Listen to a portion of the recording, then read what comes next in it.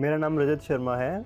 मैंने एनआईटी कुरुक्षेत्र से बीटेक की है और मेरा शहर हिसार हरियाणा राज्य में है और मैंने इस वर्ष 236वीं रैंक पाई है। काफ़ी खुश भी हूँ साथ में और रिलीव्ड भी महसूस हो रहा है कि इस बार आखिरकार लिस्ट में आ गया है नाम। मैं अपने कमरे में पढ़ रहा था और सुबह से थोड़ा सा अंदाज़ा था कि शायद आज आ सकता है रिज़ल्ट, तो एंजाइटी भी थी साथ में।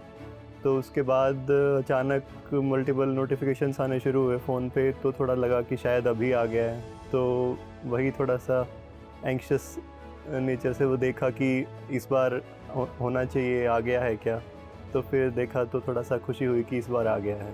रिज़ल्ट आने के बाद थोड़ा सा तो मैंने 2-3 मिनट तक वापस सोचा कि चलो इस बार आ गया है। फिर उसके बाद मेरे पिताजी से बात की मैंने कि इस बार आखिरकार आ गया है ना।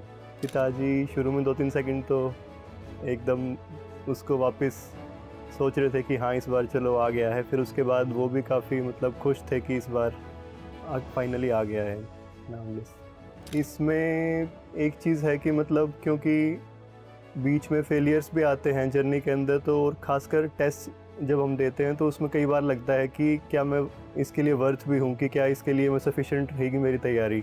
तो बीच बीच में कई बार आता है कि क्या इतना टाइम दे रहा हूँ वो सही रहेगा इस फेज़ के अंदर लाइफ के, कि वरना कहीं और भी ट्राई कर सकता हूँ करियर बनाने का।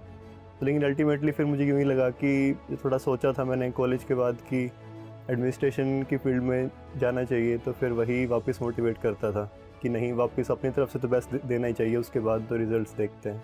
मैं दृष्टि आईएएस के अंदर चेतन सर के साथ एंथ्रोपोलॉजी में मेंटरशिप ले रहा था उनसे, और एंथ्रोपोलॉजी एक तरह से मैं उनके साथ ही वो उनकी सपोर्ट से मैंने तैयारी की।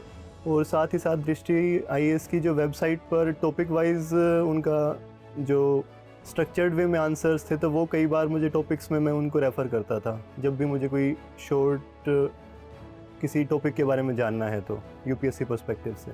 गाइडेंस मैं मानूंगा कि उतना ही इम्पोर्टेंट है, क्योंकि उससे आपका जो पढ़ना कितना है वो आपको अंदाज़ा रहता है, और दूसरा ये रहता है कि जो आप पढ़ रहे हैं वो सफिशिएंट है। इसमें तो मैं यही कहना चाहूँगा कि अपॉर्चुनिटी कॉस्ट होता है, तो आप जो समय यहाँ तैयारी में लगा रहे हैं वो आपको कहीं ना कहीं और जगह यूटिलाइज़ हो सकता था।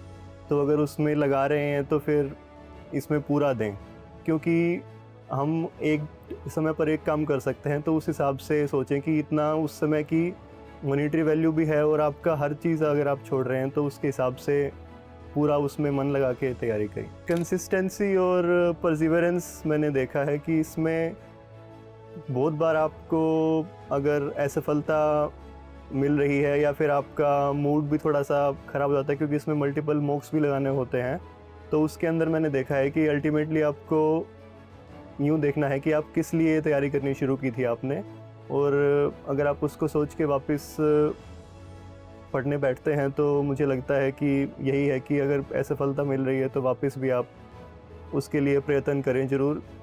अगर आपका पूरा उसके अंदर देने का मन है तो उसमें अपना प्रयत्न पूरा दें। मैं ये कहना चाहूँगा कि अगर कोई गोल रखते हैं अपना, तो उसको पाने के लिए पूरा प्रयत्न करें। अगर बीच में उसको छोड़ रहे हैं तो ना तो वो आप गोल को जस्टिफाई कर पाएंगे, ना अपने समय को जस्टिफाई कर पाएंगे। तो इसलिए होल हार्टेडली अगर किसी चीज़ में जा रहे हैं तो उसमें अपना मन और अपना दिमाग उसमें लगाएं, ताकि आपने जो समय दिया है उसका आउटपुट आपको मिल सके।